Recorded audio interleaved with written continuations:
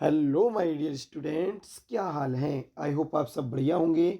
मेरे प्यारे बच्चों, एक बार फिर से स्वागत है आपके अपने यूट्यूब चैनल, आपके अपने परिवार मनोज कोचिंग सेंटर में। जैसा कि माय डियर स्टूडेंट आप सब जानते हैं कि लगातार अभी आप सभी के विद्यालयों में बेटा प्री बोर्ड के पेपर चल रहे हैं।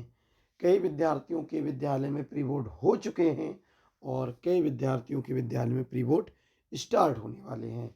तो बेटा आपको इसी चीज़ को ध्यान में रखते हुए कहीं आपके प्री बोर्ड पेपर खराब ना हो जाए, बेटा हम आपको लेकर आए हैं आज प्री बोर्ड कक्षा 10 विषय हिंदी का एक पेपर। कौन सा बेटा? प्री बोर्ड परीक्षा कक्षा 10 विषय हिंदी। तो चलिए बिना देरी किए बेटा इस वीडियो को अच्छे से आप लोग देखना, बहुत अच्छे से देखना, क्योंकि क्या पता बेटा आपके स्कूल में यही बेटा पेपर आ जाए तो कहीं छूट ना जाए। ठीक है माय डियर स्टूडेंट्स, तो चलिए बिना देरी किए शुरू करते हैं आज की क्लास।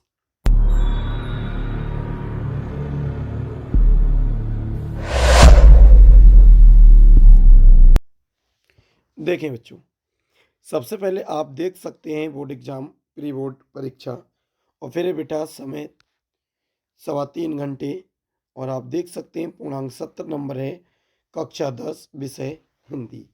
इसमें पेपर में बेटा सभी प्रश्न बहुत ही मोस्ट इम्पोर्टेंट हैं, अच्छे से देख के जाना। यदि आपके स्कूल में भी यही पेपर आ गया तो बेटा 70 में से आप 70 करेंगे। मैंने इसमें प्रत्येक प्रश्न को सॉल्व कराया है बेटा, ठीक है। देखें नोट में क्या लिखा है। प्रश्न पत्र 2 खंडों में विभाजित है, खंड का एवं खंड खा। खंड का में 20 अंक के 20 प्रश्न बहुविकल्पीय हैं। खंड खा में 50 अंक के वर्णनात्मक प्रश्न दिए गए हैं। वैसे भी बेटा आपको पता है कि आपके 20 प्रश्न जो है माय डियर स्टूडेंट्स, वो टिक लगाने को बेटा बहुविकल्पी आते हैं, वही आपके जो हैं खंड का के प्रश्न हैं। ठीक है, चलिए देखते हैं बच्चों, ध्यान से समझना। सबसे पहला प्रश्न आप लोग समझें। प्रश्न नंबर 1 है बेटा, माटी की मूर्तें हिंदी की किस विधा की रचना है। बेटा ध्यान से समझना, अगर ना दिखता हो मैं इसे और जूम कर देता हूँ। और ये जो मार्क लगाए हैं, जो टिक लगाए हैं बेटा, ये उसी विद्यार्थी ने लगाए हैं जिसका ये पेपर है, जिस विद्यार्थी से मैंने ये पेपर लिया था। ठीक है, तो यह माटी की मूर्तें हिंदी की किस विधा की रचना है, ये बेटा खंड का है। ठीक है, तो ऑप्शन देख लेते हैं बेटा। ऑप्शन ए संस्मरण, ऑप्शन बा है रेखा चित्र, और ऑप्शन सा है जीवनी, ऑप्शन दा है रिपोर्टाज। बताओ बेटा क्या है इसकी जीवनी, विधा क्या है बेटा? तो विधा है ऑप्शन नंबर बा, रेखा चित्र। माटी की मूर्तें, इसकी विधा क्या है बेटा? रेखा चित्र। चलिए दूसरा देखते हैं बेटा। कह रहे हैं छायावादी काव्य की बृहद त्रयी के रचनाकार नहीं है। छायावादी काव्य की बृहद त्रयी के रचनाकार नहीं है। कौन नहीं है बेटा? ऑप्शन आ है प्रसाद जी, ऑप्शन बा है पंत जी, ऑप्शन सा है निराला जी, ऑप्शन दा है महादेवी वर्मा जी। तो मेरे प्यारे बच्चों, इसका सही जवाब जो हो जाएगा वो ऑप्शन नंबर दा, महादेवी वर्मा हो जाएगा। बेटा कौन से का जवाब कौन सा सही है ये तो मैं आपको बता ही रहा हूँ। जो महादेवी वर्मा है, जो बृहत्तरी रचनाकार नहीं है, इन्हें एक्सप्लेन भी किया गया है। इस पेपर के बाद में आप ये भी जानेंगे कि ये वाला कैसे सही है। ठीक है बेटा, इसे एक्सप्लेन भी कहा किया गया है। चलिए देखते हैं बेटा प्रश्न संख्या 3, ध्यान से देखें। देखें बच्चों, प्रश्न 3 है, मित्रता की धुन सवार रहती है। मित्रता चैप्टर है ना, तो इसकी धुन कब सवार रहती है? ऑप्शन आ है बेटा बाल्यावस्था में, ऑप्शन बा है युवावस्था में, ऑप्शन सा है प्रौढ़ावस्था में, ऑप्शन दा है छात्रावस्था में। ध्यान रखना बेटा ये छात्रावस्था में। ठीक है, तो इसका सही जवाब बेटा ऑप्शन नंबर दा हो जाएगा, छात्रावस्था में। छात्रावस्था में जो मित्रता की धुन होती है वो सबसे ज़्यादा सवार रहती है बेटा। चलिए ऑप्शन देखते हैं, प्रश्न देखते हैं चौथा बेटा। क्या है? कह रहे हैं अजंता नामक रचना के लेखक कौन है? अजंता नामक रचना के लेखक कौन है?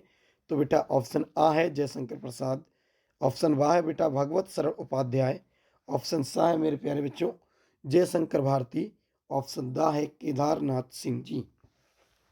बताएं अजंता नामक रचना के लेखक कौन है? तो बेटा सही जवाब ऑप्शन नंबर बा हो जाएगा, भगवत सरल उपाध्याय जी।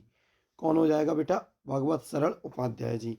इन्होंने ही अजंता नामक चैप्टर यह रचना लिखी है बेटा, ठीक है। चलिए प्रश्न 5 देख लेते हैं। संबोधन का शब्दार्थ इनमें से कौन सा है? संबोधन का शब्दार्थ इनमें से कौन सा है? ऑप्शन नंबर आ है बेटा भंग करने वाला, ऑप्शन बा है शिवा का धनुष, ऑप्शन सा है शत्रु, ऑप्शन दा है क्रोध। बताओ मेरे प्यारे बच्चों।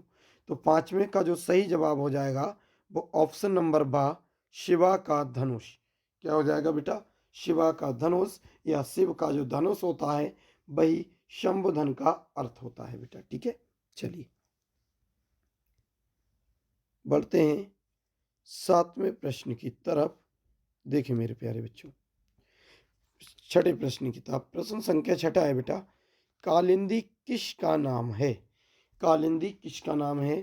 तो ऑप्शन नंबर आ है बेटा राधा का, बा है यमुना का, ऑप्शन सा है यशोदा का, और ऑप्शन दा है देवकी का। तो मेरे प्यारे बच्चों जैसा कि आप सब जानते हैं कालिंदी जो नाम है वह यमुना जी का है। किसका है बेटा? यमुना जी का, ठीक है। चलिए 7वां प्रश्न है, पुष्प किसके शवों पर नहीं गिरना चाहता? बेटा ये माखनलाल चतुर्वेदी जी के द्वारा लिखी हुई पुष्प की अभिलाषा से लिया गया है बेटा। पुष्प किसके शवों पर नहीं गिरना चाहता? तो मेरे प्यारे बच्चों इसका सही जवाब है ऑप्शन नंबर आ मनुष्य, ऑप्शन बा है सैनिक, ऑप्शन सा है सम्राटों, ऑप्शन दा है विद्यार्थियों। तो बताओ भाई पुष्प किसके शवों पर गिरने की इच्छा उसकी नहीं है? शवों पर। तो ऑप्शन नंबर 7 सम्राट, जो सम्राट लोग होते हैं बेटा इनके शवों पर पुष्प नहीं गिरना चाहता, उसकी चाह नहीं है। 8वां प्रश्न है बेटा, वीरता की अवतार किसे कहा गया है? वीरता की अवतार किसे कहा गया है? ऑप्शन नंबर आ है दुर्गा जी को, ऑप्शन बा है भवानी जी को, ऑप्शन सा है लक्ष्मी जी को, और ऑप्शन दा है लक्ष्मी बाई जी को। तो मेरे प्यारे बच्चों इसका सही जवाब ऑप्शन नंबर दा लक्ष्मी बाई जी हो जाएगा। किसे कहा गया है वीरता का अवतार? तो लक्ष्मी बाई जी को। देखते हैं अब 9वां प्रश्न। देखिए 9वां प्रश्न है, वाराणसी नगरिया कति विश्वविद्यालया सन्ति? वाराणसी नगरी में कितने विश्वविद्यालय हैं? तो बेटा ऑप्शन आ है 2, ऑप्शन बा है पंच, ऑप्शन सा है बेटा षष्ठ, ऑप्शन दा है त्रय। बताओ। तो इसका राइट जवाब बेटा ऑप्शन नंबर दा हो जाएगा त्रय, 3। कितने विश्वविद्यालय हैं? 3 या त्रय। प्रश्न संख्या 10 है बेटा, कपाली शब्द का पर्यायवाची क्या है? कपाली शब्द का पर्यायवाची क्या है? ऑप्शन आ है बेटा ब्रह्मा जी, ऑप्शन बा है विष्णु जी, ऑप्शन सा है शिव जी, ऑप्शन दा है ये सभी। तो बेटा कपाली जो होता है वो कहते हैं ऑप्शन नंबर सा शिव जी से। कपाली किनसे कहते हैं? शिव जी से। चलिए बढ़ते हैं बेटा प्रश्न संख्या 11 की तरफ। देखो प्रश्न संख्या 11 है, पृथ्वी का पर्यायवाची है। पृथ्वी का पर्यायवाची बेटा क्या है? जरा समझ लेते हैं। तो पृथ्वी का पर्यायवाची है मेरे प्यारे बच्चों, ऑप्शन देखें। ऑप्शन है पहला विश्व, ऑप्शन बा है लोक, ऑप्शन सा है धरा, ऑप्शन दा है संसार। तो बेटा पृथ्वी का पर्यायवाची है ऑप्शन नंबर सा धरा। क्या है बच्चों? धरा। प्रश्न संख्या 12 है, बहाल शब्द का अर्थ क्या है? बहाल शब्द का अर्थ क्या है? ऑप्शन नंबर आ है बेटा मस्तक, ऑप्शन बा है सुगंध, ऑप्शन सा है बेटा कोमल, और दा है मेरे प्यारे बच्चों तूफान। तो बताओ 12वें का बेटा बहाल शब्द का अर्थ क्या है? तो ऑप्शन नंबर आ बिल्कुल ठीक हो जाएगा मेरे प्यारे बच्चों। आ है बेटा मस्तक। बहाल शब्द का अर्थ क्या होता है? मस्तक होता है बेटा, ठीक है। चलिए अगले देखते हैं बच्चों 13वां प्रश्न। 13वां प्रश्न है, गोपियों को अकेला छोड़कर कृष्ण कहाँ चले गए थे? गोपियों को अकेला छोड़कर कृष्ण कहाँ चले गए थे? ऑप्शन आ है बेटा ब्रज, बा है मथुरा, सा है बेटा वृंदावन और दा है द्वारिका। बताओ गोपियों को छोड़कर कृष्ण कहाँ चले गए थे? तो इसका सही जवाब मेरे प्यारे बच्चों ऑप्शन नंबर बा हो जाएगा मथुरा। क्या हो जाएगा बेटा? मथुरा। देखें फिर क्वेश्चन नंबर 14 है, पुरुराज का आसीत। पुरुराज का आसीत, तो इसका ऑप्शन नंबर पहला है बेटा कर्मवीर, बा है बेटा दयावीर, शाह है दानवीर और दा है बेटा भारतवीर। तो इसका सही जवाब ऑप्शन नंबर दा हो जाएगा भारतवीर। क्या हो जाएगा बेटा? भारतवीर। पुरुराज का आसीत, तो पुरुराज का आसीत भारतवीर। ठीक है, चलिए 15वां प्रश्न देखते हैं बेटा, ध्यान से देखें। 15वां प्रश्न है, दुर्मुखम का आसीत। दुर्मुखम का आसीत, तो ऑप्शन नंबर आ हो जाएगा दयावीर, ऑप्शन नंबर बा हो जाएगा कर्मवीर, सा हो जाएगा बेटा चांडाला और दा हो जाएगा दानवीर। बताओ प्रश्न संख्या 15 का सही जवाब क्या होगा? तो बेटा ऑप्शन नंबर सा चांडाला हो जाएगा। क्या हो जाएगा बच्चों? चांडाला। दुर्मुखम का आसीत चांडाला। चलिए 16वां प्रश्न देखते हैं बच्चों। रोग केन वर्धते। रोग केन वर्धते, तो ऑप्शन नंबर आ है बेटा पथेन, बा है बेटा अपथेन, सा है भोजनेन और दा है सुखेन। तो रोग केन वर्धते, तो ऑप्शन नंबर बा हो जाएगा बेटा अपथीन। क्या सही जवाब हो जाएगा? अपथीन। देखते हैं बेटा प्रश्न संख्या 17। देखो मेरे प्यारे बच्चों, इस पेपर को बहुत अच्छे से याद करके जाएं और सभी को भेज दें जिससे सभी का भला हो सके। ठीक है बच्चों? ठीक बेटा। 17वां है, विश्वस्य सृष्टा का। विश्वस्य विश्वस्य सृष्टा का, तो ऑप्शन है बेटा आ ईश्वर, बा है बेटा असुर, सा है राक्षसा और दा है सत्य। तो बताओ बेटा, तो इसका सही जवाब जो हो जाएगा मेरे प्यारे बच्चों वह हो जाएगा ऑप्शन नंबर आ ईश्वरा। ठीक है, चलिए देखते हैं बच्चों अगला प्रश्न। अगला प्रश्न है 20वां, जरा ध्यान से देखेंगे बच्चों। अच्छा प्रश्न है, कह रहे हैं अनुवाद में प्रयुक्त उपसर्ग कौन सा है? अनुवाद शब्द है, इसमें उपसर्ग कौन सा है? तो बेटा ऑप्शन नंबर आ है छोटा आ, ऑप्शन नंबर बा है अन, सा है बेटा अब और दा है अनु। तो आप जानते हैं अनुवाद में जो उपसर्ग है बेटा वो क्या है? अनु। आप देख ही सकते हैं अनु से अनुवाद ही तो बना है बेटा। देखें 19वां प्रश्न, सांभवी का पर्यायवाची शब्द कौन सा है?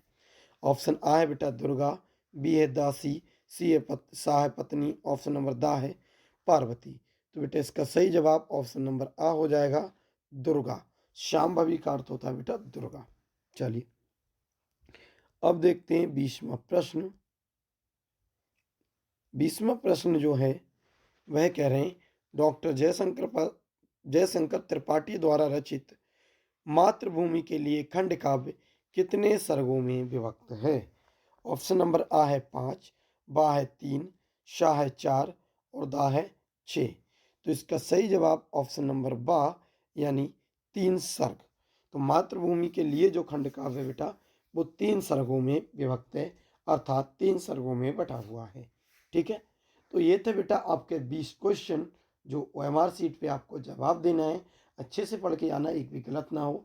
बाकी पेपर को भी देख लेते हैं।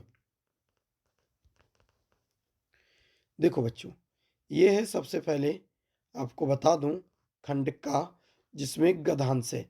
निम्नलिखित गद्यांश पर आधारित प्रश्नों के उत्तर दीजिए। बेटा ये एक बड़ा सा पैराग्राफ अर्थात हम कह सकते हैं गद्यांश है और इसके नीचे ये कुछ 3 प्रश्न आते हैं। आप सब जानते हैं ये बेटा 3 प्रश्न दे रखे हैं, इन तीनों प्रश्न का उत्तर उसी में से लिखना है। ये पूरा पेपर मैंने इसी वीडियो में अगले सॉल्व कराया है, आप पहले इस प्रश्न पेपर को अच्छे से देख लें। फिर है बेटा 22वां प्रश्न, कह रहे हैं पदांश दे रखे हैं 2। देखो बेटा और उसका करना क्या है, संदर्भ सहित व्याख्या कीजिए और काव्य सौंदर्य लिखिए। इस पेपर में आपके इस पदांश के नीचे 3 प्रश्न नहीं दे रखे हैं, कह रहे हैं उसका संदर्भ लिखिए, व्याख्या कीजिए और काव्य सौंदर्य लिखिए, जबकि पेपर में आपके 3 प्रश्न आएंगे। ठीक है बेटा, तो ये है पहला का वाला, देखो लखन लखेऊ वाला ये है बेटा, और बीच में लगाए अथवा, या तो आप ये वाला करेंगे पदांश, और या ये खा, ये दो में से कोई एक पैराग्राफ यानी कि एक पदांश आपको करना है जिसका संदर्भ प्रसंग और व्याख्या देना है। तो बेटा इन दोनों में से मैंने अभी एक ही कराया है वीडियो में। ठीक है, चलिए 23वां प्रश्न देख लें जरा ध्यान से। 23वां प्रश्न मेरे प्यारे बच्चों कह रहे हैं, निम्नलिखित संस्कृत गद्यांश का संदर्भ सहित हिंदी में अनुवाद कीजिए। निम्नलिखित बेटा ऑप्शन नहीं है, ये कह रहे हैं ये का वाला है बेटा, ऐसा नगरी भारतीय संस्कृति। देखो ये यहाँ तक है, कह रहे हैं या तो इसका संदर्भ लिखकर हिंदी बना दो, या फिर खा वाला आप देखें या फिर नहीं, का वाला तो बनाना ही बनाना है, पर खा में ऑप्शन है बेटा, खा वाले में, खा में कह रहे हैं निम्नलिखित पदांशों में से किसी एक का संदर्भ सहित अनुवाद कीजिए। या तो ये सर्वे भवंतु सीखना वाला, और या बेटा अथवा लगाए दाक्षिमेघ पदम वाला, ये किन्हीं दो में से बेटा एक का आपको संदर्भ अनुवाद करना है। चलिए अगले बढ़ते हैं बेटा, देखें अगला प्रश्न है 24 का निम्नलिखित में से किसी एक लेखक का जीवन परिचय। तो देखो बेटा छोटा हमें ऑप्शन है डॉक्टर राजेंद्र प्रसाद, भगवत शरण उपाध्याय, जयशंकर प्रसाद, ये गद्य के लेखक हैं और इन 3 में से किसी एक का जीवन परिचय लिखना है। और बेटा खा वाला है निम्नलिखित कवि में से जीवन परिचय। तो यहाँ पर कवि दे रखे हैं तुलसीदास, महादेवी वर्मा, सुमित्र नंदन पंत, ये 3 कवि हैं, इन 3 कवियों में से किसी एक का लिखना है। बेटा मैं थोड़ा जल्दी इसलिए पढ़ा रहा हूँ क्योंकि इसके नीचे सभी को उत्तर दे रखे हैं, अब प्रश्न को समझ लें। अगला 25 में देखो का प्रश्न क्या है, अपनी पाठ्य पुस्तक से कंठस्थ यानी याद किया हुआ कोई एक श्लोक लिखिए जो इस प्रश्न पत्र में ना आया हो। तो इसमें बेटा आपको एक श्लोक लिखना है, और इसके निचले बेटा खा वाला प्रश्न देखें, निम्नलिखित प्रश्नों में से किसी 2 प्रश्न के संस्कृत में उत्तर देना है बेटा। जैसे आ वाला है अयम कुत्र संभवती, वाह न्यायाधीशा का आसीत, सा है बेटा संस्कृति शब्द किस तात्पर्यम, किम तात्पर्यम। तो आप देख रहे हैं 3 प्रश्न हैं, जबकि पूछे कितने को उत्तर गए बेटा 2 प्रश्नों के। ठीक है, तो इनमें 2 प्रश्नों को उत्तर आपको दे देना है। अगले देख लेते हैं मेरे प्यारे बच्चों, 26 के काम कह रहे हैं निम्नलिखित उपसर्गों के मेल से या उपसर्गों के किन्हीं 2 के मेल से एक एक शब्द। ये बेटा अप परि सह अब 4 उपसर्ग दे रखे हैं, इनमें से किसी 2 के मेल से एक एक शब्द बनाना है। फिर खा वाले में कह रहे हैं निम्नलिखित में से 2 प्रत्ययों से एक एक शब्द। 4 प्रत्यय बेटा हट ता पल आइन, 4 प्रत्यय, इन 4 प्रत्ययों में से किसी 2 लेना है और 2 से एक एक शब्द बना देना है। गा वाले में कह रहे हैं निम्नलिखित में से 2 का समास विग्रह कीजिए और समास का नाम लिखिए। जैसे बेटा ऑप्शन है एक राधा रानी, वाह खरा कोटा, सा है पंचवटी, दा है त्रिदेव, इन 4 में से किसी 2 का समास विग्रह भी करना है, नाम भी लिखना है। ठीक है, चलिए पढ़ते हैं बेटा अगले। फिर है घा वाला, घा वाले में कह रहे हैं निम्नलिखित वाक्यों में किन्हीं 2 के संस्कृत में अनुवाद कीजिए।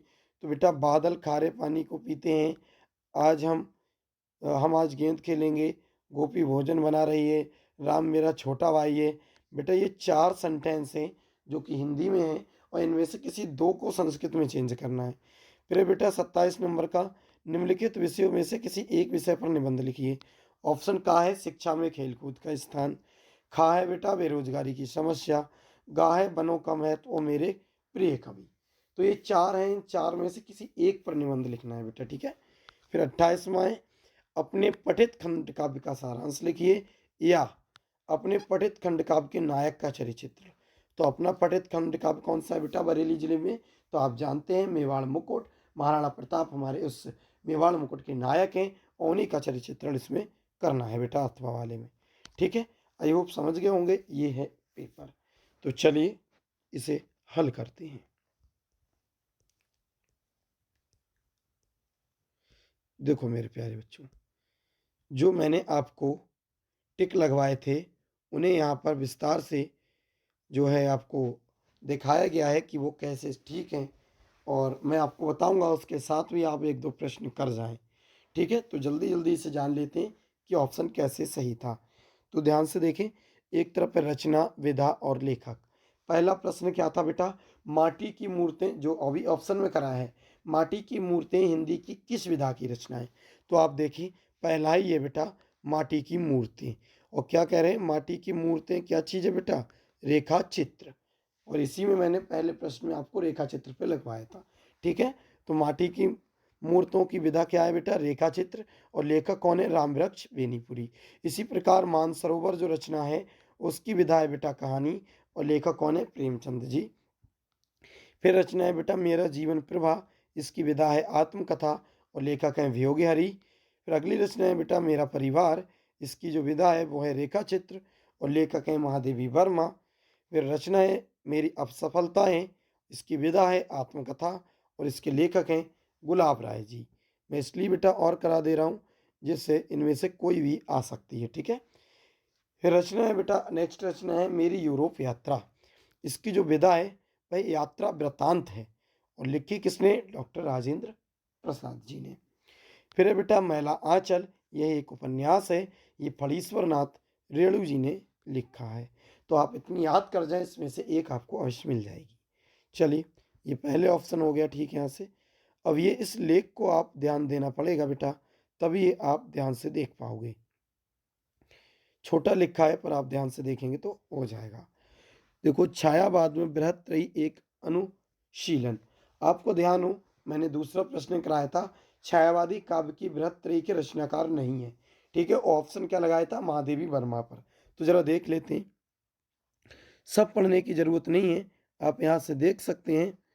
नागार्जुन का रचना संसार कविता की संवेदना, आलोचना का स्वपन उपन्यास समय और संवेदना, शब्द जिन्हें भूल गई भाषा आदि पुस्तकों के रचयिता विजय बहादुर सिंह की किताब छायावाद में कवि प्रसाद निराला और पंत, ध्यान दें तीन लिए गए, कवि प्रसाद निराला और पंत में प्रसाद निराला और पंत की काव्य संसार की संवेदना का पूरी बारीकी के भौगोलिक चित्रण पेश किया गया है।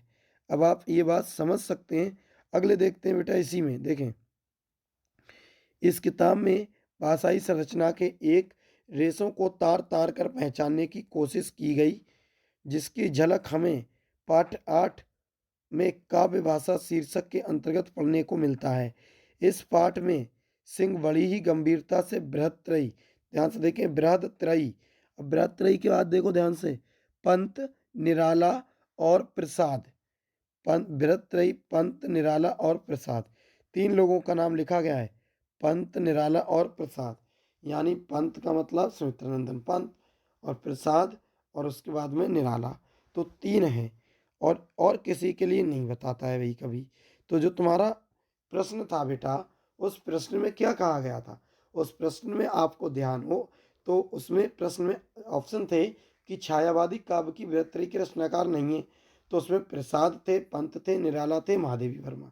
तो इसमें महादेवी वर्मा का कहीं जिक्र नहीं है, तो राइट जवाब मैंने महादेवी वर्मा पर लगाया था। ठीक है बच्चों, चलिए अगले देखते हैं। इन सबको अच्छे से जो है व्याख्या आपको की गई है, जिससे गलत ना कर लो।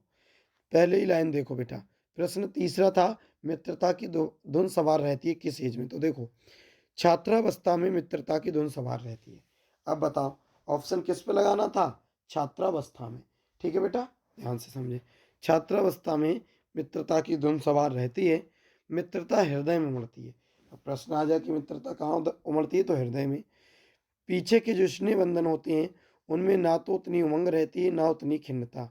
बाल मैत्री में जो मग्न करने वाला आनंद होता है, और वह कहाँ, कैसी मधुरता और कैसी अनुरक्ति होती है, कैसा अपार विश्वास होता है, किस अवस्था में मित्रता की धुन सवार रहती है। चलिए बढ़ते हैं बेटा नेक्स्ट प्रश्न की तरफ। ये तीसरे का उत्तर था, और आप जानते हैं चौथा प्रश्न मैंने आपको बताया था टिक लगाने में, अजंता नामक रचना के लेखक कौन है। तो यहाँ प्रश्न है अजंता के रचनाकार कौन है। तो ऑप्शन है का भगवत सरल उपाध्याय, खा है बेटा हरिभाऊ उपाध्याय, गा है डॉक्टर हजारी प्रसाद द्विवेदी, और घा है जयशंकर प्रसाद। तो ऑप्शन नंबर का मैंने बताया था, Bhagwat Saral Upadhyay is the right answer. ठीक है, चलिए इसी प्रकार बेटा पांचवा जो प्रश्न था, जो काफ़ी मोस्ट इम्पोर्टेंट था और आप लोग गलत कर रहे थे, तो जो मैंने बताया था बेटा वो भी देख लो, आसानी से दिख जाएगा। क्या था बेटा, आपके जो ऊपर 20 मैंने कराया उसमें पांचवा प्रश्न था, संबोधन का शब्दार्थ इनमें से कौन सा है? तो आप समझ सकते हैं संबोधन का शब्दार्थ इनमें से कौन सा है? ऑप्शन का था भंग करने वाला, खा है बेटा शिव का धनुष, गा है शत्रु और गा है क्रोध। तो इसमें भी जो ऑप्शन हो जाएगा वो ऑप्शन नंबर खा शिव का धनुष हो जाएगा। और बेटा मैंने इसमें नीचे भी जवाब दिया है, देखो ये दे रखा है। उत्तर क्या है बेटा? संबोधन का अर्थ है शिव का धनुष। चलिए अगले बढ़ते हैं बेटा। फिर अगला जो प्रश्न है आपको पता है मेरे प्यारे बच्चों, छठा प्रश्न था कालिंदी किसका नाम है? तो आप देख सकते हैं कालिंदी यमुना नदी का दूसरा नाम है। कालिंदी पर्वत से निकलने का कारण इसका नाम कालिंदी पड़ा। ये यमुना नदी कालिंद पर्वत से निकलती है, जिसकी वजह से इसका नाम कालिंदी पड़ा। और छठे प्रश्न का राइट जवाब बेटा यमुना था। सभी के प्रमाण हैं, सभी के साक्ष्य हैं कि जो मैंने आपको बताए थे। ठीक है बेटा, यहाँ से भी आपको कुछ ना कुछ सीखने को अवश्य मिलेगा। ठीक है बच्चों, चलिए सातवां प्रश्न था पुष्प किसके शवों पर नहीं गिरना चाहता? तो आप देख सकते हैं पुष्प की अभिलाषा माखनलाल चतुर्वेदी के द्वारा लिखी गई है बेटा। तो आप इस लाइन को समझें, क्योंकि जल्दी जल्दी करते हैं, इसी लाइन से आपको उत्तर आसानी से मिल जाएगा बेटा। ठीक है, वैसे मैं इसे पूरा पढ़ा देता हूँ, क्योंकि इसमें प्रश्न और भी बन सकते हैं। कैसे? देखो, जिसमें पुष्प परमात्मा से प्रार्थना करता है कि बलिदानी वीरों के कदमों पर न्यौछावर किया जाए। अब आप समझ सकते हैं ऐसा भी आ सकता है कि पुष्प किसके कदमों पर गिरने को कहता है? तो आप जवाब देंगे बलिदानी वीरों के। जो फौजी वगैरह होते हैं, बलिदान के जो वीर होते हैं, जो बलिदान देते हैं, उनके कदमों में गिरना चाहता है। ये भी प्रश्न आ सकता है। कवि अपनी इच्छा बताते हुए लिखता है कि वह नहीं चाहता कि देवताओं की कन्याओं के गहनों में पिरोया जाए। तो देवताओं की कन्याओं के गहनों में भी नहीं पिरोना चाहता। प्रेमी की माला में भी मना करता है। सम्राटों के शवों पर भी गिरना नहीं चाहता। देवताओं के मस्तक पर बैठकर अहंकारी भी बनना नहीं चाहता। केवल इस पर जो मातृभूमि पर शीश झुकाने के लिए जो वीर जाते हैं, उनके कदमों में गिरना चाहता है। ठीक है, तो सम्राटों पर किसके गिरना नहीं चाहता बेटा? तो सम्राटों पर गिरना, किसके शवों पर गिरना नहीं चाहता? तो सम्राटों के। तो बेटा ये सातवें प्रश्न का जवाब था सम्राटों। ठीक है, चलिए अगला प्रश्न आप जानते हैं। आठवां प्रश्न था वीरता की अवतार किसे कहा गया है? तो वीरता की अवतार रानी लक्ष्मीबाई को कहा गया है। रानी लक्ष्मीबाई साक्षात वीरता का अवतार थी। वह लक्ष्मी थी, दुर्गा थी और स्वयं में वीरता का अवतार थी। झांसी की रानी कविता में कवित्री सुभद्रा कुमारी चौहान ने रानी लक्ष्मीबाई को वीरता का अवतार कहा है। आप जान सकते हैं कि अब पेपर में आ गया कि झांसी की रानी जो कविता है वो किसने लिखी है? तो आप क्या बताएंगे बेटा? सुभद्रा कुमारी चौहान ने। और यही हमारा ऊपर आठवां प्रश्न था कि वीरता का अवतार किसे कहा गया है? तो ऑप्शन है लक्ष्मीबाई। ठीक है, चलिए मेरे प्यारे बच्चों बढ़ते हैं नेक्स्ट की तरफ। देखें, प्रश्न था 9वें नंबर का, वाराणस्य कति विश्वविद्यालय सन्ति? ऑप्शन का है 2, खा है त्र, गा है एकम और घा है बेटा पंच। तो इसका सही जवाब हो जाएगा ऑप्शन नंबर खा, त्रया। 3 होते हैं वाराणसी विश्वविद्यालय। ठीक है, ऑप्शन नंबर त्रया आप देख सकते हैं। चलिए बच्चों अगले देखते हैं। प्रश्न जो 10वां था उसमें कपाली शब्द का पर्यायवाची क्या है? तो आप देख सकते हैं एक तरफ बेटा शब्द है, एक तरफ पर्यायवाची है। तो कपाली का क्या क्या हो सकता है पुरुष में? तो देखो, शिव, महादेव, शंकर, उमापति, महेश। और स्त्री में मुंडमाला, कपालों की माला। तो उसमें ऑप्शन था शिव। तो हमने किस पे टिक लगाया था बेटा? शिव पर। ठीक है, चलिए बढ़ते हैं मेरे प्यारे बच्चों नेक्स्ट की तरफ। देखिए, प्रश्न पूछा गया था उसमें, आप जानते हैं कि, ध्यान से समझो बेटा, प्रश्न था आपका पृथ्वी का पर्यायवाची क्या है? तो आप देख सकते हैं यहाँ पर ये रही आपकी पृथ्वी, लेकिन मैंने यहाँ पर कुछ और भी पढ़ा दिए हैं, क्योंकि कोई भी आ सकता है। पवन या वायु के हो जाएंगे बेटा वायु, अनिल, समीर, वात, मारुत। पुष्प या फूल के हो जाएंगे फूल, सुमन, प्रसून, कुसुम। और पुत्र का हो जाएगा बेटा, सुत, आत्मज, तनय, नंदन, लाल। और पुत्री का हो जाएगा बेटी, सुता, आत्मजा, तन्या, कन्या, तनुजा। पृथ्वी का हो जाएगा बेटा भू, भूमि, धरा, धरणी, धरती, वसुंधरा, धरती। तो ऑप्शन में उसमें क्या था बेटा? धरा था। और हमने पृथ्वी का पर्यायवाची धरा पर ही लगाया है। चलिए बढ़ते हैं बेटा नेक्स्ट प्रश्न की तरफ। आप जानते हैं प्रश्न नंबर जो मेरे प्यारे बच्चों 12वां पूछा गया था, बहाल शब्द का अर्थ क्या है? तो मैं आपको बता दूं, बहाल जो शब्द है बेटा उसका हिंदी अर्थ है बाहों के ऊपर का भाग या कपाल, ललाट, मस्तक, माथा या रीछ, भालू, तेज, ये सब बहाल के अर्थ हैं। तो ऑप्शन में दे रखा था मस्तक, इसीलिए हमने मस्तक पर लगाया था। चलिए देखते हैं अगली। अगला प्रश्न था बेटा कि गोपियों को छोड़कर अकेला छोड़कर कृष्ण कहाँ चले गए थे? ऑप्शन नंबर का है ब्रज, खा है द्वारका, गा है मथुरा, घा है वृंदावन। तो ऑप्शन जो था बेटा वो क्या था? मथुरा, और हमने भी आपको मथुरा ही बताया है। चलिए मेरे प्यारे बच्चों अगले बढ़ते हैं। अगला प्रश्न था पुरुराज का आसीत। देखिए बेटा पुरुराज का आसीत कितने वर्ष आया हुआ ये प्रश्न है। ठीक है, तो प्रश्न का उत्तर क्या हो जाएगा? पुरुराज एक भारत वीरा आसीत। तो किस पे टिक लगाया था बेटा? भारत वीरा पे। चलिए नेक्स्ट बढ़ते हैं। देखिए अगला प्रश्न था दुर्मुखम का आसीत। तो उत्तर क्या हो जाएगा बेटा? उत्तर हो जाएगा दुर्मुखम एक चांडाल आसीत। तो ऑप्शन में किस पे टिक लगाया था बेटा? चांडाल पर, और ये 15वें नंबर का प्रश्न था। चलिए 16वां प्रश्न क्या है बेटा, ध्यान से देखें। रोग केन वर्धते। तो उत्तर हो जाएगा बेटा अपथेन रोग वर्धते। तो किस पे टिक लगेगा? अपथेन पे बेटा। ध्यान से समझना, जल्दी जल्दी करा दे रहा हूँ 2 मिनट में बेटा इसे सबको। अब देखें प्रश्न है विश्वस इष्ट का, देखो कितने वर्ष आया है। तो उत्तर हो जाएगा विश्वस इष्ट ईश्वरस्ति। तो हमने किस पर टिक लगाया था बेटा? ईश्वर पे। 17वें नंबर का प्रश्न था। चलिए अगले बढ़ते हैं। ये देखिए मेरे प्यारे बच्चों, एक प्रश्न आया था कि अनुवाद शब्द में कौन सा उपसर्ग है? ऑप्शन ए अनुवाद, बी है बेटा आ, सी है अन, और डी है अ। तो आपको मैंने बताया था अनुवाद में अनु उपसर्ग है। क्या है बेटा? अनु। 18वें नंबर का प्रश्न था। चलिए 19वां देख लेते हैं।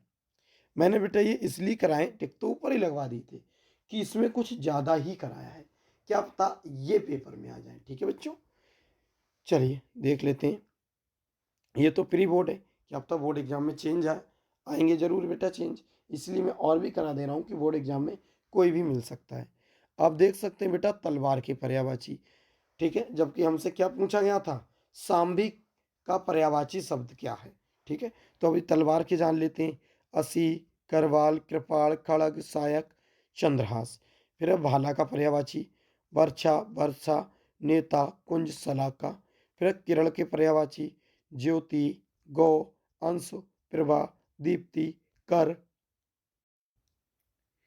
मयूक, मयूक, रश्मि, मरीचि। फिर है बेटा दुर्गा के महागौरी, कुमारी, शांभवी, चंडिका, चामुंडा, कल्याणी। आप देखो ये आ गया शांभवी। ये 19वें नंबर का प्रश्न था। शांभवी का पर्यायवाची शब्द किसका है? तो ऑप्शन क्या लगाया था मैंने बेटा? दुर्गा का। ठीक है, चलिए अगले बढ़ते हैं मेरे प्यारे बच्चों। ये भी प्रश्न था 20वां और अंतिम टिक लगाने वाला कि डॉक्टर जयशंकर प्रसाद त्रिपाठी द्वारा रचित मातृभूमि के लिए खंडकाव्य कितने सर्गों में विभक्त है? तो उत्तर आप देख सकते हैं 3 सर्गों में विभक्त है, इसीलिए 3 पर हमने टिक लगाया था। और वो सर्ग हैं कौन से? संकल्प, संघर्ष और बलिदान। तो बेटा ये 20 जो प्रश्न पे टिक मैंने लगाया था उसके आपको उत्तर भी दिखा दिए अच्छी तरह से। उम्मीद है आप ये नहीं भूलेंगे। अब देख लेते हैं जल्दी से पेपर को। देखें पहला जो मेरे प्यारे बच्चों आपको आपने देखा था जो पैराग्राफ था, तो वही पैराग्राफ है बेटा, ध्यान से देखेंगे। हम अपने दुर्दिनों में भी ऐसे मनीषी और कर्मचारियों को पैदा कर सकें जो संसार के इतिहास के किसी युग में अत्यंत उच्च स्थान के अधिकारी होते। अपनी दास्ता के दिनों में बेटा आपका जो इस पेपर में प्री बोर्ड में आया हुआ है वो मैं आपको बता देता हूँ, वरना आप कहोगे कि ये तो है नहीं।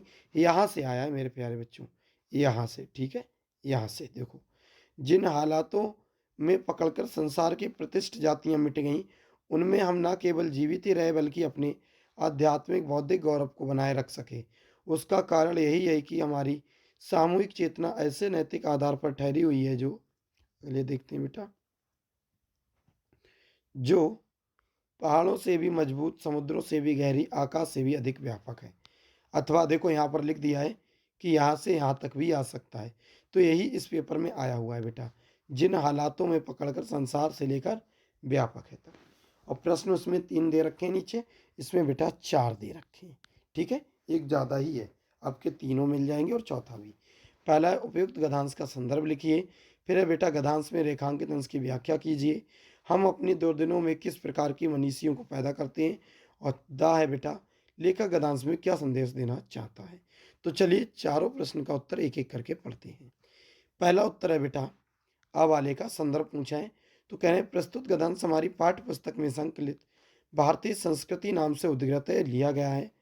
इसके लेखक डॉक्टर राजेंद्र प्रसाद जी। किसका पाठ है बेटा? भारतीय संस्कृति जी का और डॉक्टर राजेंद्र प्रसाद द्वारा लिखा हुआ। चलिए बा वाला देखते हैं बेटा, रेखांकित अंश की व्याख्या। देखें, बा वाले प्रश्न का उत्तर में हेडिंग डालेंगे रेखांकित अंश की व्याख्या। यही है बेटा आपके पेपर में। ठीक है, प्रस्तुत पंक्तियों में लेखक कहता है कि जिन धारणाओं में पढ़कर संसार की प्रसिद्ध जातियां समाप्त हो गईं, उनमें हम न केवल जीवित हैं बल्कि हम अपने आध्यात्मिक एवं बौद्धिक गौरव को बनाए रखने में सक्षम रहे हैं।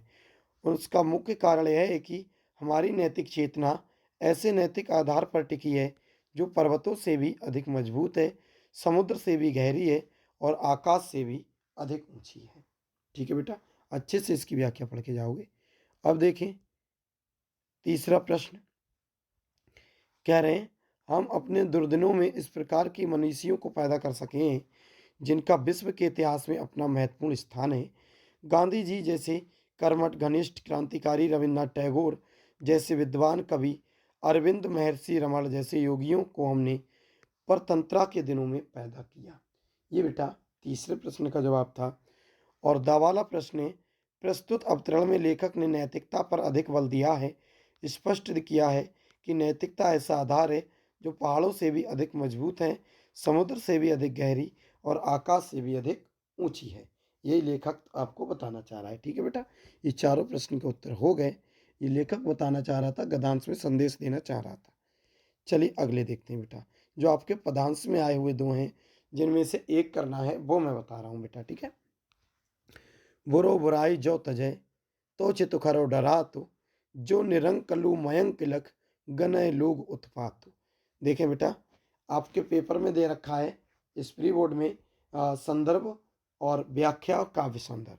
इसमें 4 प्रश्न बेटा, दोहे का संदर्भ भी पूछा है और व्याख्या भी पूछी है, काव्य संदर्भ भी, यही 3 चीज पूछी है। ठीक है, और हालांकि इसमें मैंने आपके इन तीनों प्रश्नों का भी जवाब दिया है, लेकिन आपका जो पेपर है उसमें केवल ये चीज करने को बोल रहे हैं कि संदर्भ लिखी, व्याख्या लिखी, काव्य संदर्भ लिखी। ठीक है, 5 या 4 प्रश्न नीचे नहीं है।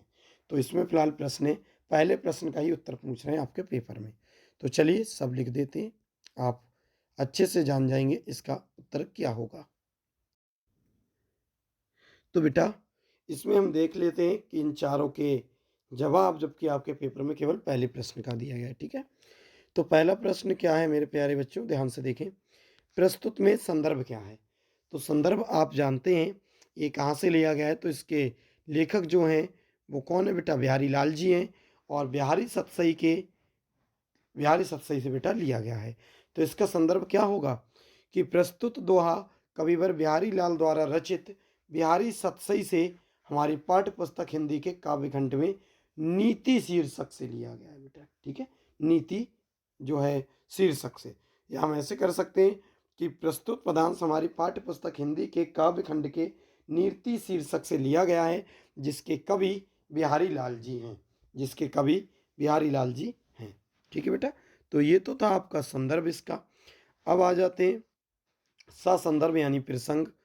तो देखो बेटा इसका प्रसंग भी है सामने आपके, ध्यान से समझें।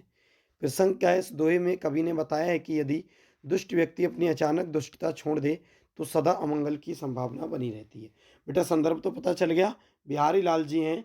और कविता क्या है बेटा? शीर्षक क्या है? नीति, जो बिहारी सतसई से लिया गया है। ठीक है, चलिए इसकी व्याख्या जानते हैं। कविवर बिहारी का कथन है कि यदि दुष्ट व्यक्ति सहसा अपनी दुष्टता छोड़कर अच्छा व्यवहार करने लगे तो उसके चित्त अधिक भयभीत होने लगता है। जैसे चंद्रमा को कलंकित देखकर लोग अमंगल सूचक मानने लगते हैं।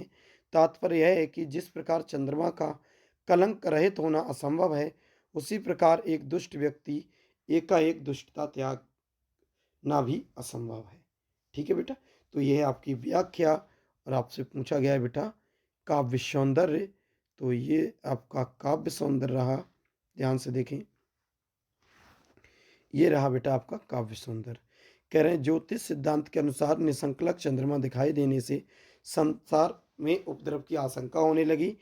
या फिर आप ये नहीं लिखना चाहें तो आपको काव्य सौंदर्य में ये लिख दिया करो, भाषा ब्रज, शैली मुक्तक, रस शांत, छंद दोहा, अलंकार बुरो बुराई में अनुप्रास, चंद्रमा का उदाहरण देने में दृष्टांत है, और गुण क्या है प्रसाद।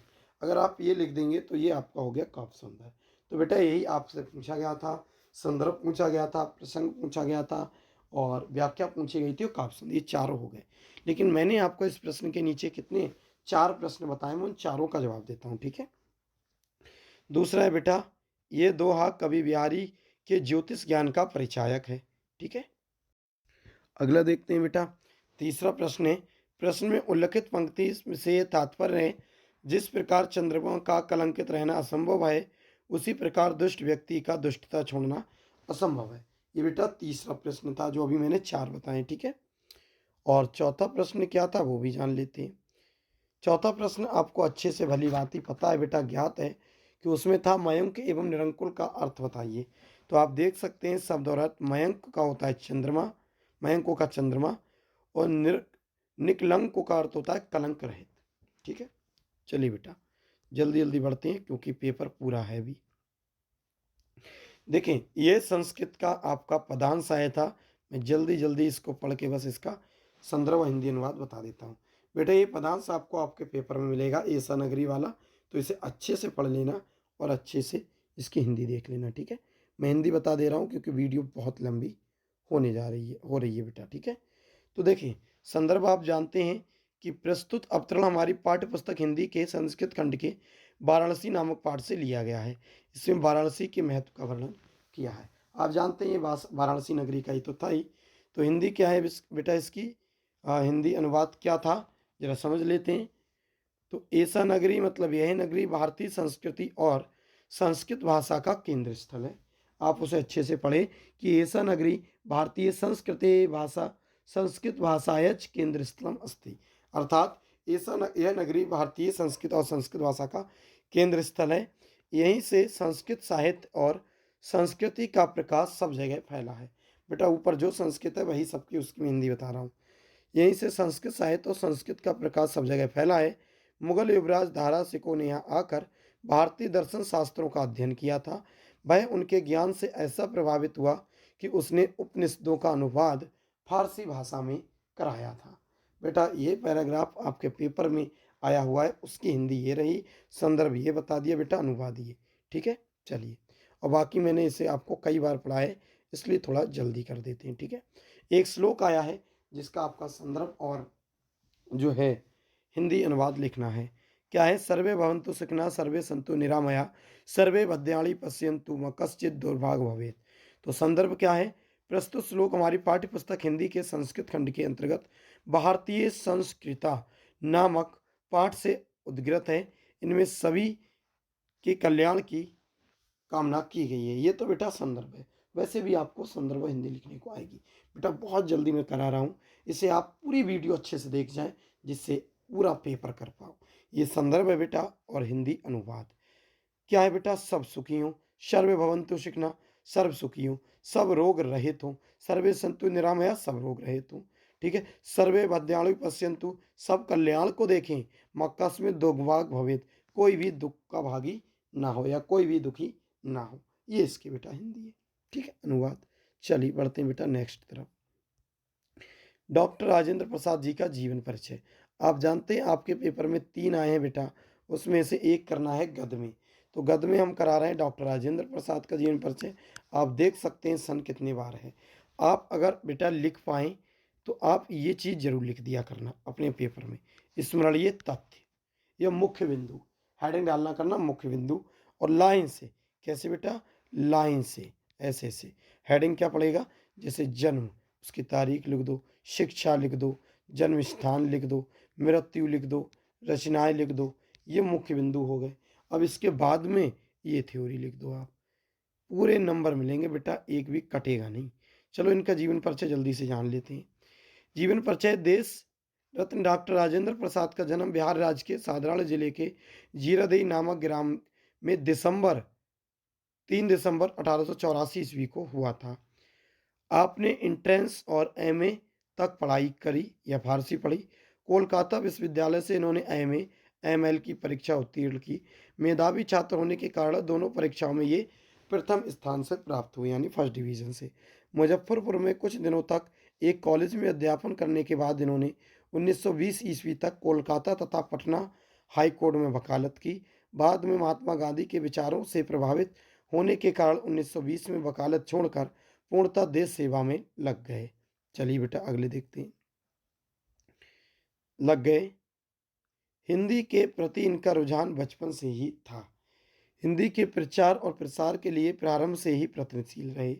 इनका संबंध हिंदी साहित्य सम्मेलन, प्रयाग काशी नगरी, प्रचारणी सभा, हिंदुस्तानी प्रचारण या प्रचार तथा सभा आदि कई संस्थाओं से बराबर रहा। इन्हीं से प्रेरणा से हिंदी साहित्य का बृहद इतिहास लिखने की योजना बनी। भारत के प्रथम राष्ट्रपति गौरव प्राप्त कर आप 28 फरवरी 1963 ईस्वी को परलोकवासी हो गए। यह हुए। चलिए बेटा इनकी रचना देख लेते हैं। रचनाएं हैं। डॉक्टर राजेंद्र प्रसाद जी की मुख्य रचनाओं का विवरण इस प्रकार है। भारतीय शिक्षा, गांधी जी की देन, शिक्षा और संस्कृति, मेरी आत्मकथा, बापूजी के कदमों में, मेरी यूरोप यात्रा, संस्कृति का अध्ययन, चंपारण में महात्मा गांधी, खादी का अर्थशास्त्र। इसके अतिरिक्त इनके भाषणों में कई संग्रह प्रकाशित हुए हैं। तो बेटा इतना छोटा सा आपका डॉक्टर राजेंद्र प्रसाद जी का जीवन परिचय था। यदि बेटा वीडियो पसंद आती हो तो लाइक भी कर दें और कमेंट्स करके ज़रूर बताएं अगली वीडियो आपको किस टॉपिक पर चाहिए।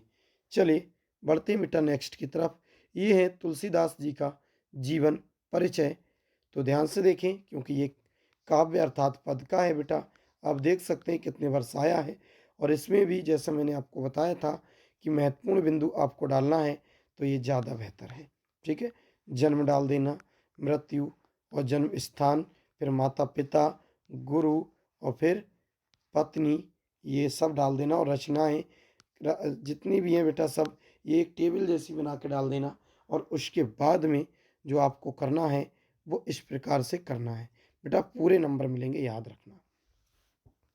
जीवन परिचय क्या है जरा देख लेते हैं। कह रहे तुलसीदास का जन्म चित्रकूट जिले के राजापुर नामक गांव में सन 1532 ईस्वी में हुआ था। कुछ लोग इनका जन्म स्थान एटा जिले के सोरो नाम को मानते हैं। ये सरयू पारीण ब्राह्मण थे। इनके पिता का नाम आत्माराम दुबे, माता का नाम हुलसी था। अभियुक्त मूल नक्षत्र में जन्म होने के कारण इनके माता पिता ने इन्हें त्याग दिया। स्वामी नरहरिदास ने इनका पालन पोषण किया था। काशी के से सनातन नामक विद्वान ने इन्हें वेदों, पुराणों और ग्रंथों का ज्ञान कराया था। इनका विवाह दीनबंधु पाठक की कन्या रत्नावली से हुआ था। वे पत्नी के प्रेम में बहुत अनुरक्त रहते थे कि पत्नी के उपदेश से ही इनके मन में वैराग उत्पन्न हुआ। इनका जीवन काशी, अयोध्या और चित्रकूट में अधिक व्यतीत हुआ। चलिए अगले देखते हैं बेटा। व्यतीत हुआ। इनकी मृत्यु काशी के 80 घाट पर सन 80 घाट पर सन 1623 ईस्वी में हुई थी।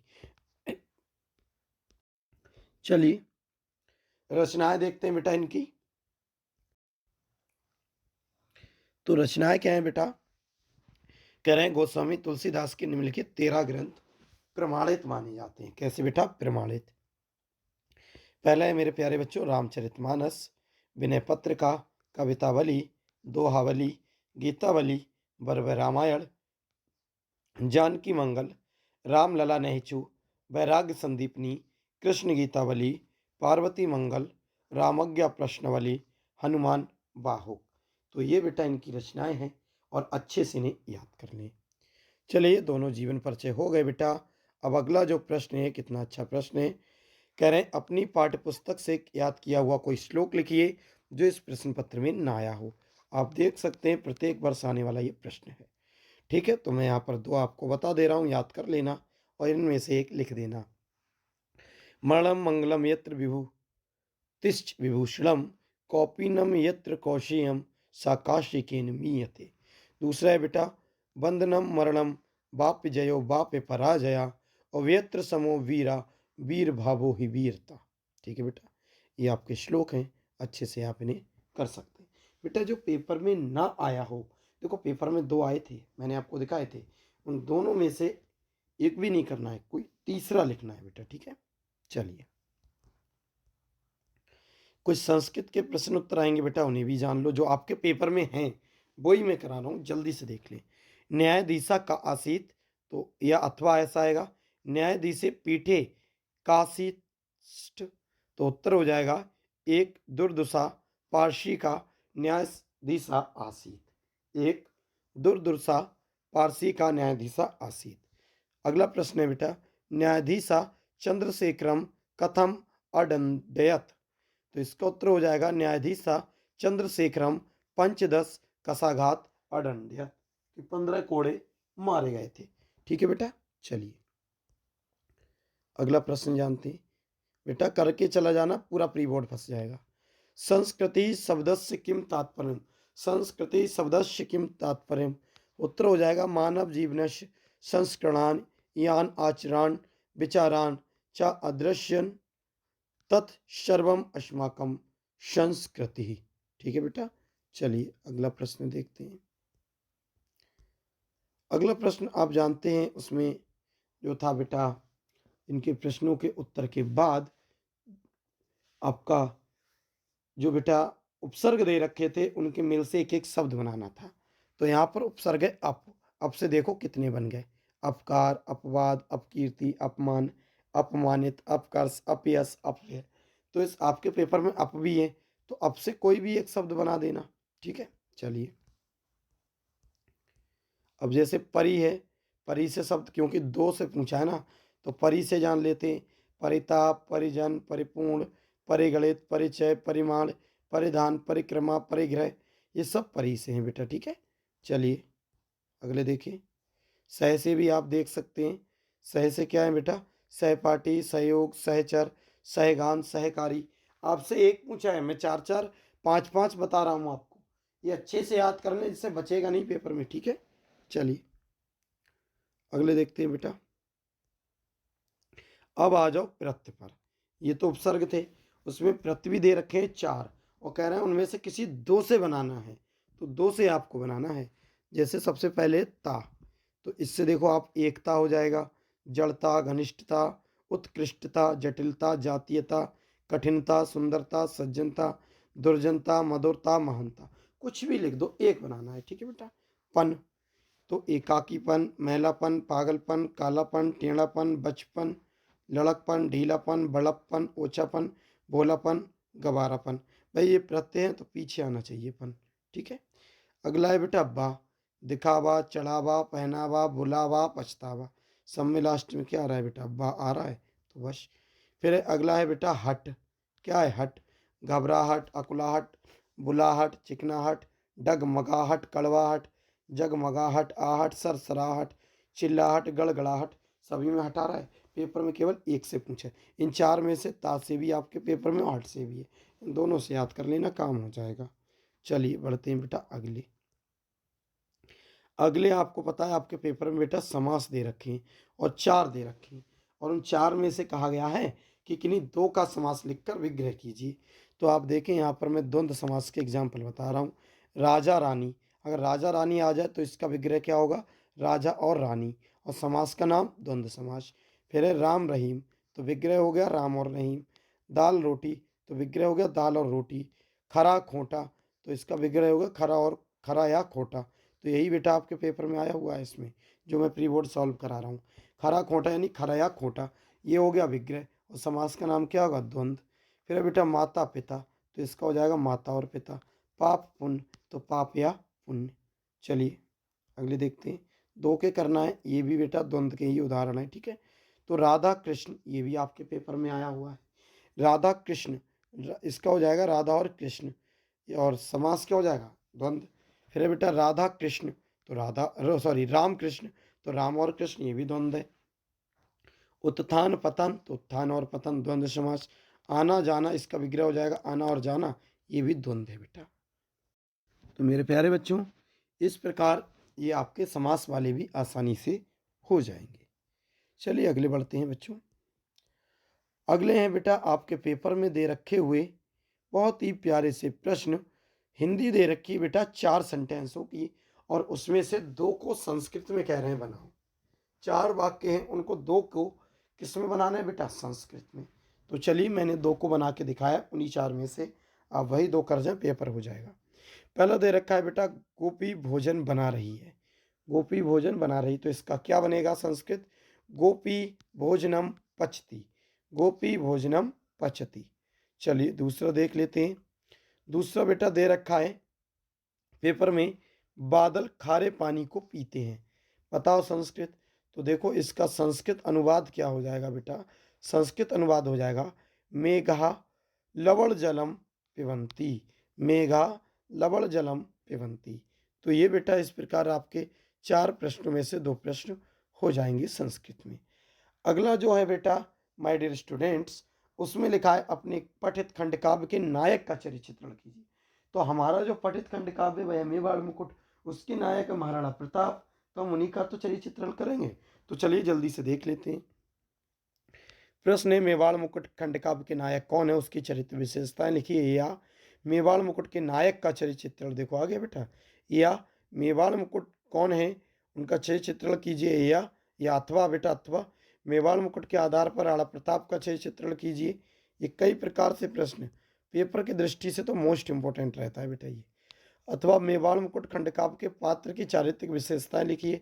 अथवा बेटा मेवाड़ मुकुट खंडकाव्य के आधार पर राणा प्रताप के जीवन की घटित प्रमुख घटनाओं को संक्षिप्त में लिखिए। या मेवाड़ मुकुट प्रधान का पात्र का चरित्र चित्रण कीजिए। तो बेटा इतनी चीज का है, आपको यही लिखना है। तो बहुत छोटे में मैंने आपको बताया, ध्यान से देखें। कह रहे हैं मेवाड़ मुकुट नामक खंडकाव्य के नायक महाराणा प्रताप, उनकी चरित्र की विशेषताएं निम्नलिखित हैं। पहला हेडिंग बेटा मातृभूमि के रक्षक। तो देखें राणा प्रताप निरंतर ही विभिन्न प्रकार के कष्ट भोगते हैं, किंतु फिर भी अकबर की अधीनता स्वीकार नहीं करते। वह तो अपने भाई शक्ति सिंह को भी उसके दासतापूर्ण जीवन के लिए धिक्कारते हैं।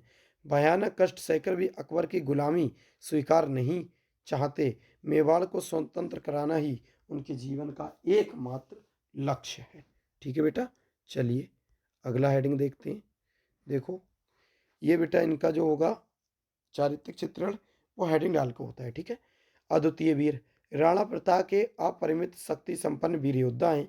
अपनी मातृभूमि की रक्षा के लिए बड़ी वीरता पूर्वक सम्राट अकबर से युद्ध करते, अगले देखें बेटा, करते हैं तथा उनकी सेना के दांत खट्टे कर देते हैं। वे वीरों को जन्म देने वाली मेवाड़ भूमि के रत्न हैं। हल्दी घाटी के युद्ध में उनकी वीरता की रक्त कथा लिखी हुई है। अगला हेडिंग है बेटा कर्तव्यनिष्ठ। राणा प्रताप कर्तव्यनिष्ठ एवं अद्वितीय योद्धा हैं। कठिन से कठिन परिस्थितियों में वे अपने कर्तव्य से विचलित नहीं होते। वे महलों का वैभव छोड़कर वन वन भटकते हैं, किंतु अपना कर्तव्य नहीं त्यागते। ये महाराणा प्रताप की खासियत है बेटा, यह क्वालिटी गुण विशेषता है। चलिए चौथा हेडिंग है पराक्रमी तथा दृढ़ प्रतिज्ञ। महाराणा प्रताप के व्यक्तित्व की ओजस्विता दर्शनीय है। वे युद्ध स्थल में शत्रुओं को धराशायी करने में पूर्ण सक्षम है। उनके पराक्रम और वीरता का लोहा स्वयं अकबर भी मानता है। वह सदैव भी अजीवित ही रहे, उन्होंने अपनी अविजित बेटा अविजित ही रहे, उन्होंने अपनी मेवाड़ भूमि को स्वतंत्र कराने का संकल्प लिया है। तो ये थे हमारे महाराणा प्रताप जी, जो कि इतने बहादुर थे। चलिए बेटा बढ़ते हैं नेक्स्ट प्रश्न की तरफ। इनका चारित्रिक चित्रण आप याद कर लेना। अपने पेपर का जो अंतिम प्रश्न है बेटा वो निबंध है, और 4 निबंध आएंगे जिनमें से एक करना है 5 नंबर का बेटा। ठीक है, तो इसे अच्छे से पढ़ेंगे। देखते हैं। देखिए मेरे प्यारे बच्चों, वनों का महत्व अथवा वन वृक्षों का महत्व अथवा वृक्षारोपण का महत्व, या वृक्ष या मानवों के सच्चे हितैषी, अथवा वृक्ष धरा के आभूषण हैं, अथवा वृक्षारोपण, अथवा वृक्षों की रक्षा या पर्यावरण सुरक्षा। बेटा वृक्षों से संबंधित एक दे रखा है, वही मैंने आपको जल्दी से मैं करा दे रहा हूँ, और यकीन मानना इसे आप लिख देंगे तो आपके 5 नंबर कंप्लीट है। बहुत ही सरल भाषा में मैंने बेटा बताया है, बहुत ही सरल भाषा में बताया है। सबसे पहले आप मुख्य बिंदु या रूपरेखा लिखेंगे, जिसमें पहला प्रस्तावना, दूसरा वनों का आर्थिक महत्व, तीसरा प्रत्यक्ष लाभ, और बेटा अगला जो है अप्रत्यक्ष लाभ, फिर तीसरा है वनों के विकास के लिए सरकारी प्रकाश प्रयास, और चौथा है बेटा उपसंहार। थोड़ा जल्दी में पढ़ा रहा हूँ बेटा मैं, जिससे वीडियो लंबी ना हो, समय कम है, पेपर भी देना आपको जाना है। उपसंहार, ठीक है। तो सब ये सभी हेडिंग पढ़ेंगे। तो हम पहला हेडिंग डाल लेते हैं बेटा, प्रस्तावना। छोटे छोटे हेडिंग है, आसानी से समझ में आ जाएगा मेरे प्यारे बच्चों। पहला है प्रस्तावना, क्या लिखेंगे? जीव जगत के रक्षक हैं वन, करते दूर प्रदूषण, धन संपत्ति स्वास्थ्यदायक हैं ये धरती के भूषण। ठीक है। हमारा देश प्राचीन काल से वन प्रधान रहा है। हमारा देश प्राचीन काल से वन प्रधान रहा है। वन एक ऐसा गोदाम है जहाँ से हमें भोजन बनाने के लिए ईंधन, बेटा ईंधन मिलता है, फर्नीचर के लिए लकड़ी, कागज़ के लिए लुगदी की प्राप्ति होती है। वन प्राकृतिक ऊर्जा के स्रोत हैं। बेटा वन जो है वो प्राकृतिक ऊर्जा के स्रोत हैं। किसी भी देश की आर्थिक विकास एवं उसकी समृद्धि के लिए वन का महत्वपूर्ण स्थान है। वन बाढ़ पर नियंत्रण करके भूमि के कटाव को भी रोकते हैं। बाढ़ को क्या कर लेते हैं? नियंत्रण कर लेते हैं, जिससे भूमि नहीं कटती है, जिससे भूमि नहीं कटती है। ये था बेटा प्रस्तावना। दूसरा हेडिंग डालेंगे, वनों के आर्थिक महत्व। ध्यान से देखें, हेडिंग है वनों के आर्थिक महत्व। पंडित जवाहरलाल नेहरू के शब्दों में, एक उगता हुआ वृक्ष राष्ट्र की प्रगति का एक जीवक प्रकृति है, प्रतीक है, जीवित प्रतीक है। पंडित जवाहरलाल नेहरू ने क्या कहा था कि एक उगता हुआ जो वृक्ष होता है वह बेटा राष्ट्र की प्रगति का जीवित प्रतीक होता है। क्या होता है? राष्ट्र की प्रगति का एक जीवित क्या होता है? प्रतीक होता है। भारतीय अर्थव्यवस्था में वनों का विशेष महत्व है। वनों के महत्व को प्रदर्शित करते हुए जे.एस. कॉलिंस ने लिखा कि वृक्ष पर्वतों को थामे रखते हैं, वे तूफानी वर्षा को दबाते हैं तथा नदियों को अनुशासन में रखते हैं, वे झरनों को बनाए रखते हैं तथा पक्षियों का पोषण करते हैं। इस प्रकार वनों से हमें अनेक प्रकार के लाभ प्राप्त होते हैं। इनमें से कुछ लाभों का विवरण निम्न प्रकार है। बेटा लाभ प्राप्त होते हैं, जरा देख लेते हैं क्या है। देखिए, प्रत्यक्ष लाभ पहले तो जानते हैं। वनों से होने वाले कुछ प्रत्यक्ष लाभों का संक्षिप्त विवरण है। देखें प्रत्यक्ष लाभ कौन कौन से होते हैं, डायरेक्ट प्राप्त होते हैं। तो लकड़ी की प्राप्ति, वनों से हमें अनेक प्रकार की लकड़ियां प्राप्त होती हैं। भारतीय वनों से लगभग 550 प्रकार की ऐसी लकड़ियां प्राप्त होती हैं जो व्यापारिक दृष्टि से बहुत उपयोगी हैं, बहुत महंगी बिकती हैं बेटा। इनमें सौल, सागौन, चीड़, देवदार, शीशम, आबुनास, आबनूस तथा चंदन आदि की लकड़ियाँ।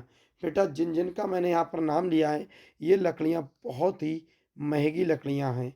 ठीक है, चलिए अब देखते हैं अगले, कच्चे माल की प्राप्ति। ये भी डायरेक्ट होता है, प्रत्यक्ष है। कच्चे माल की प्राप्ति कह रहे हैं वनों से हमें उद्योगों के लिए कच्चे माल की प्राप्ति होती है। वनों से हमें लाख, चमड़ा, गोंद, शहद, कत्था, छाले, बांस एवं बेंत, जड़ी बूटियाँ आदि प्राप्त होती हैं। बेटा ये जितनी भी जड़ी बूटियाँ हैं ये सब की सब कहाँ से प्राप्त होती हैं मेरे प्यारे बच्चों? सभी की सभी जो होती हैं वो वन से प्राप्त होती हैं। अगला है मेरे प्यारे बच्चों हेडिंग, व्यक्तियों के लिए रोजगार। ऐसा अनुमान है कि भारत में लगभग 7.8 करोड़ व्यक्तियों की जीविका वनों पर आश्रित है। कई लोग तो बेटा वनों पर ही जो है आश्रित रहते हैं, वहीं से अपना खाना पीना प्रत्येक चीज़ें सब कुछ वहीं से, अपने जीवन का यापन सब वहीं से करते हैं। अगला है बेटा पशुओं का चारा। पशुओं के लिए बड़ी मात्रा में चारा हमें वनों से ही प्राप्त होता है। पशुओं के लिए बड़ी मात्रा में चारा हमें कहाँ से प्राप्त होता है बेटा? वनों से ही प्राप्त होता है। इसके अतिरिक्त या इसके अलावा वन पशु पक्षियों का भी पोषण करते हैं। आप जानते हैं कि चारा होता है वो ज़्यादा से ज़्यादा पशुओं का चारा वनों से ही प्राप्त होता है, और इसके अलावा वन जो होते हैं वो पशु पक्षियों का भी पोषण करते हैं, उन्हें भी एक हिसाब से बेटा पालते हैं। चलिए मेरे प्यारे बच्चों बढ़ते हैं अगले, अगला हेडिंग है, जरा ध्यान से देखेंगे। अगला हेडिंग है बच्चों राजस्व की प्राप्ति। कह रहे हैं सरकार को वनों का उपयोग करने से, सरकार को वनों का उपयोग करने से राजस्व तथा नीलामी रॉयल्टी, सरकार को वनों का उपयोग करने से राजस्व तथा नीलामी रॉयल्टी के रूप में करोड़ों रुपए की प्राप्ति होती है। ठीक है, अब अगला देखते हैं बेटा आयुर्वेदिक एवं अन्य जड़ी बूटियों की प्राप्ति। तो कह रहे हैं भारतीय वनों से अनेक प्रकार की जड़ी बूटियों की प्राप्ति होती है। भारतीय वनों से अनेक प्रकार की जड़ी बूटियों की प्राप्ति होती है, जिनसे कई प्रकार के रोगों का उपचार किया जाता है। बेटा भारत के वन में कई प्रकार की जो होती है जड़ी बूटियां मिलती हैं, जिससे अनेक प्रकार के रोगों का इलाज जो है बेटा वो संभव हो पाया है। ये है हमारे प्रत्यक्ष लाभ। अब हम देखते हैं बेटा अप्रत्यक्ष लाभ। कह रहे हैं वनों से हमें अनेक प्रकार के अप्रत्यक्ष अप्रत्यक्ष लाभ प्राप्त होते हैं, जो निम्न है। तो जरा देख लेते हैं जो निम्न कौन कौन से हैं, उन्हें भी अच्छी तरह से। तो बेटा देखें, जलवायु पर नियंत्रण। कह रहे हैं वातावरण के तापक्रम, नमी तथा वायु प्रवाह को नियंत्रित करके वन जलवायु को संतुलित बनाए रखते हैं। वन तूफानी हवाओं को रोककर उनका वेग कम करते हैं, जिससे उनसे होने वाले विनाश से रक्षा होती है। अगला है बेटा पर्यावरण संतुलन। कह रहे हैं वन कार्बन डाइऑक्साइड का शोषण करके अपना भोजन बनाते हैं, जबकि अन्य जीवधारी कार्बन डाइऑक्साइड छोड़ते हैं। इस प्रकार वातावरण में कार्बन डाइऑक्साइड की मात्रा बढ़ नहीं पाती और पर्यावरण संतुलन बना रहता है। चलिए बच्चों देखते हैं अगला हेडिंग। तो देखें ये सब बेटा अप्रत्यक्ष लाभ हैं। अगला है वर्षा में सहायक। वन वर्षा करने में मदद करते हैं, अतः वनों को वर्षा का संचालक कहा जाता है। वनों से वर्षा होती है और वर्षा से वन बढ़ते हैं। बेटा ये बड़ा बड़ा आपका जो आप समझ रहे हैं इतना बड़ा कैसे याद होगा, तो निबंध आपको याद नहीं करना होता है, इनके हेडिंग आपको देखना होता है। हेडिंग आप याद कर लेंगे, फिर उसमें अपनी मर्जी से उस हेडिंग में क्या लिखा जा सकता है वो बना के लिख सकते हैं। अगला है रेगिस्तान के प्रसार पर रोक। तो देखें मेरे प्यारे बच्चों, देखें माय डियर स्टूडेंट्स, वन रेगिस्तान के प्रसार को रोकते हैं। वे तेज औषधियों आंधियों को रोककर, वर्षा को आकर्षित करके, मिट्टियों के कणों को अपनी जड़ों में बांधकर रेगिस्तानों के प्रसार पर रोक लगाते हैं। क्योंकि रेगिस्तान ना बने इस पर रोक तो बनी लगाएंगे। ठीक बेटा, अगले देखते हैं मेरे प्यारे बच्चों, ध्यान से देखेंगे। कह रहे हैं हेडिंग है वनों के विकास के लिए सरकारी प्रयास। देश के लिए वन संपदा को देखते हुए भारत सरकार ने इसके विकास के लिए अनेक महत्वपूर्ण कदम उठाए हैं। 1956 ईस्वी में अधिक वृक्ष लगाओ आंदोलन आरंभ किया गया, जिसे वन महोत्सव का नाम दिया गया। 1965 में सरकार के केंद्रीय वन आयोग की स्थापना की। वनों के विकास के लिए देहरादून में वन अनुसंधान संस्थान स्थापित किया गया। तो सरकार भी वन को बचाने के लिए अत्यधिक प्रयास में लगी हुई है बेटा। ठीक है, और जो लास्ट हेडिंग होता है बेटा निबंध का, वह होता है उपसंहार। तो देखिए, प्राचीन काल से ही वन मनुष्य के संगी एवं साथी बने रहे। जब मनुष्य जंगलों में रहता था तब वह पूरी तरह से वनों पर ही आश्रित रहता था। उसके द्वारा प्रदत्त फल फूल कंदमूल आदि से ही अपना पेट भरता था। इस प्रकार वन तथा मनुष्य का नाता बहुत पुराना है। मेरे प्यारे बच्चों, बहुत पुराना है। ये थे आपका जो प्री बोर्ड पेपर मैंने इस वीडियो में कराया है, उसको पूरा सॉल्व करा दिया है बेटा मैंने 70 की 70 नंबर का। मेरे प्यारे बच्चों, इस वीडियो को बहुत ही जिनका प्री बोर्ड पेपर होने वाले हैं या जिनका आज है बेटा प्री बोर्ड पेपर, वो बहुत ही अच्छी तरह से बेटा इस वीडियो को एक तरफ से याद कर जाएं। और ये जो आपको लास्ट में बेटा मिला था निबंध, इस निबंध की हेडिंग को याद करके इसमें आप अपने आप से भी लिख सकते हैं। आप हाई स्कूल में अच्छी मेहनत कर रहे हैं, मुझे पूरा भरोसा है कि आप भरोसे को नहीं तोड़ेंगे। और बेटा इस वीडियो को आप लाइक अवश्य कर दें, क्योंकि आपकी खातिर मेरे प्यारे बच्चों अच्छी अच्छी वीडियो हम लाते हैं, पेपर को करते हैं, जिससे आपके नंबर अच्छे आ जाएं। तो लाइक करने में मुझे पूरी उम्मीद है आपको कोई मुसीबत नहीं होना चाहिए, कोई दिक्कत नहीं होना चाहिए। तो बेटा इस वीडियो को लाइक कर दें और जो है कमेंट्स करके बताएं कैसी वीडियो लगी, नेक्स्ट वीडियो आपको क्या चाहिए। चलिए माय डियर स्टूडेंट्स, मिलते हैं किसी नेक्स्ट वीडियो में। तब तक के लिए थैंक्स फॉर वॉचिंग। जय हिंद, जय भारत।